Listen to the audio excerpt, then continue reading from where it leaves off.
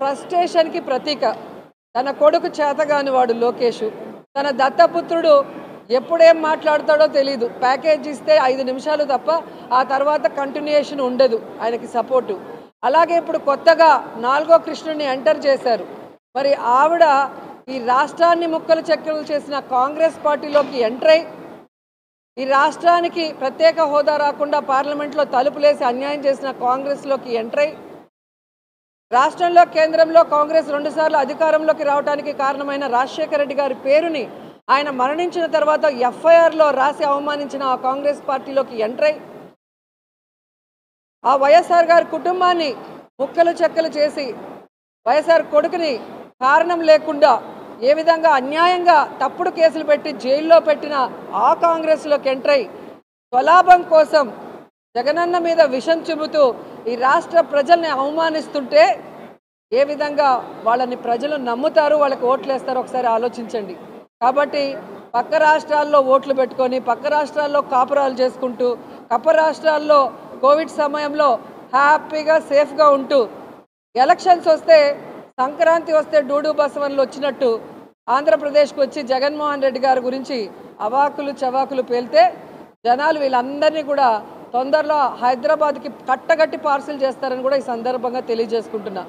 జగన్మోహన్ రెడ్డి గారు మంచి వ్యక్తి, మనసున్న వ్యక్తి కాబట్టే తన టైం అంతా కూడా ప్రజలకి సర్వీస్ చేయడానికి, సంక్షేమం అభివృద్ధి చేయడానికి ఉపయోగిస్తున్నాడు తప్ప ఇలాంటి వాళ్ళ మీద ఆలోచిస్తే వీళ్ళెవ్వరు కూడా ఈ ఆంధ్రప్రదేశ్లో అడుగుపెట్టే అవకాశం కూడా ఉండేది కాదు అని కూడా ఈ సందర్భంగా తెలియజేసుకుంటున్నా.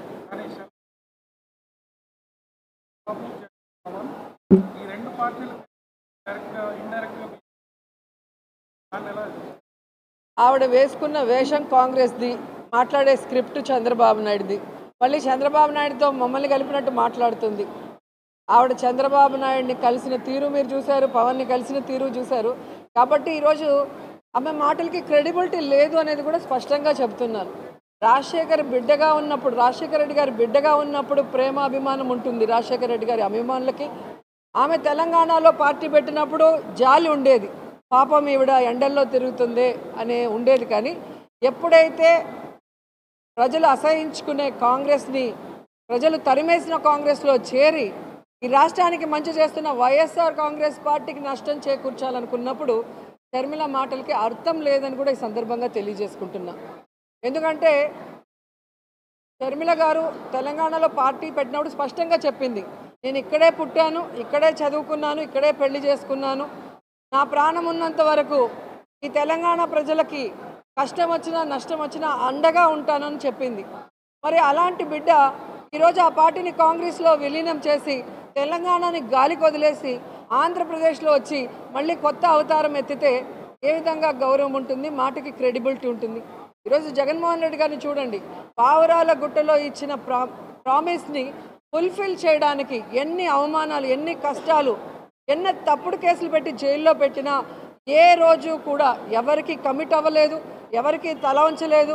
ఈ రోజుటి వరకు ఎవరితో కలిసి పొత్తు పెట్టుకొని ఎన్నికలకు వెళ్ళలేదు. కాబట్టి ఎవరో ఏదో చెప్తే ప్రజలు నమ్మేస్తారనుకుంటే అది పిచ్చి, వాళ్ళ పిచ్చి. జగనన్న ఎవరితో పొత్తు పెట్టుకోవాల్సిన అవసరం లేదు, అది స్పష్టంగా ఆయన అనేక సార్లు చెప్పారు.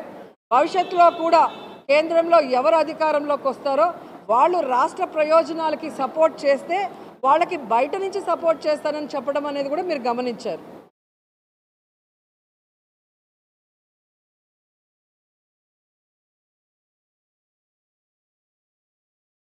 ఓటు నోటు కేసులో దొంగలా దొరికిపోయిన చంద్రబాబు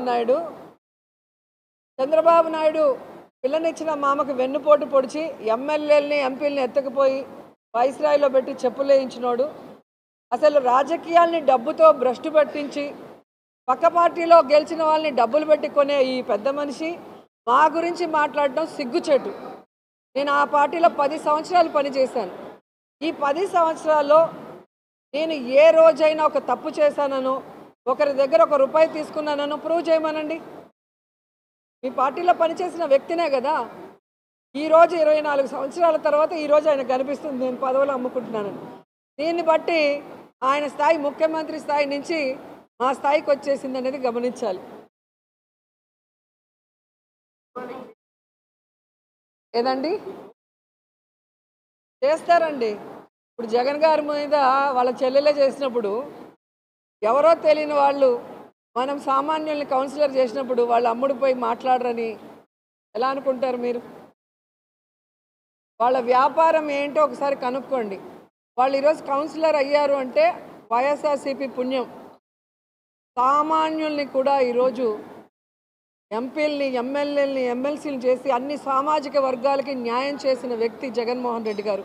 ఆయన బాటలోనే మేము కూడా రాజకీయ వాళ్ళు లేకపోయినా, రాజకీయ అర్హత లేకపోయినా మంచివాళ్ళుగా, పేదవాళ్ళుగా ఉన్న వాళ్ళని తీసుకురావాలనుకున్న క్రమంలో వీళ్ళు వచ్చారే తప్ప వీళ్ళు పార్టీ జెండా మోసింది లేదు, పార్టీకి పనిచేసిన వాళ్ళు కాదు. కానీ ఆ కృతజ్ఞత లేకుండా ఈరోజు ఎవరో చెప్పిన మాటలకో దేనికో లొంగి నా మీద నిందేస్తే ఖచ్చితంగా భగవంతుడు సమాధానం చెప్తాడు. నేను ఎప్పుడూ చెప్తాను, జగన్ అన్నలాగే నేను కూడా భగవంతుడిని నమ్ముతాను. ప్రజలకి సర్వీస్ చేయాలని పాలిటిక్స్లో వచ్చాను. నన్ను ఎవరు ఎన్ని మాట్లాడినా అది భగవంతుడికే వదిలేశాను. మాట్లాడిన వాళ్ళంతా కూడా కాలగర్భంలో కలిసిపోయారనేది చరిత్ర చూస్తే మీకే అర్థమవుతుంది.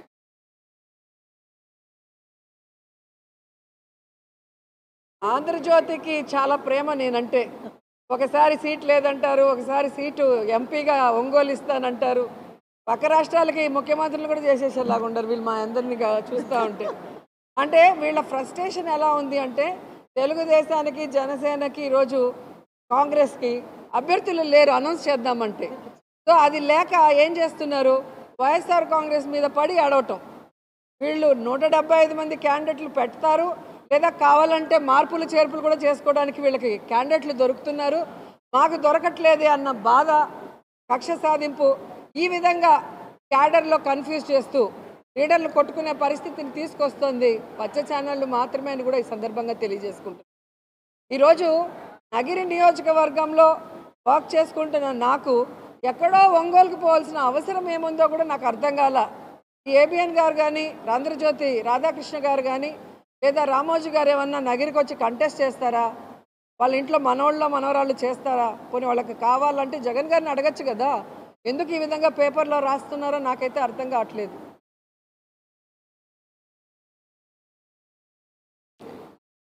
నిజంగా చాలా బాధేసిందండి. నిన్నటి వరకు పెద్దిరెడ్డి అంకుల్ని దేవుడు అంటూ నెత్తిన పెట్టుకొని తిరిగిన ఆ ఎమ్మెల్యే ఈరోజు పెద్దిరెడ్డి అంకుల్ గురించి, మిథున్ రెడ్డి గురించి మాట్లాడడం చాలా బాధ వేసింది నాకు.